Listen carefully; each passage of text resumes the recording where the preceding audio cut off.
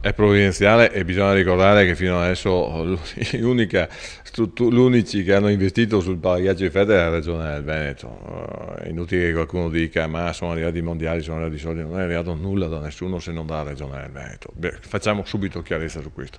Qui questo finanziamento serve come l'aria che si respira perché il freon ormai, che è una sorta di gas per il raffreddamento, non può più essere usato dal 1 gennaio 2014 e quindi o si chiude per ghiaccio o si adegua il sistema. Noi abbiamo cercato con una ristrettezza economica del bilancio che è paurosa perché i conti e i numeri sono usciti, ma insomma sono riuscito perché poi alla fine è stata una battaglia che sto portando avanti da 2 o 3 mesi a trovare 300.000 euro che possono essere il motivo per l'adeguamento e per dare fiato a una struttura che, è inutile dirlo, è il cuore di tutte le attività pulsanti del territorio feltrino.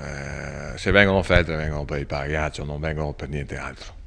Certo, 300.000 presenze, ma soprattutto tante scolaresche e tante comitive che conoscono e scoprono Feltre, che possono fare anche le consumazioni, possono anche acquistare prodotti, si fermano a mangiare, vanno in birreria, cioè fanno un po' di turismo e questo è il nostro polo di attrazione. Quindi è indispensabile puntare sul pagaggio di Feltre anche per il futuro. L'appello che faccio io è quello di avere tutte le forze politiche anche a livelli diversi, più alti del mio, io sono un unico consigliere regionale, che si diano una mossa e che aiutino il pagaccio, perché insomma Bon fino adesso ha lavorato, però bisogna che tirino la slitta anche gli altri.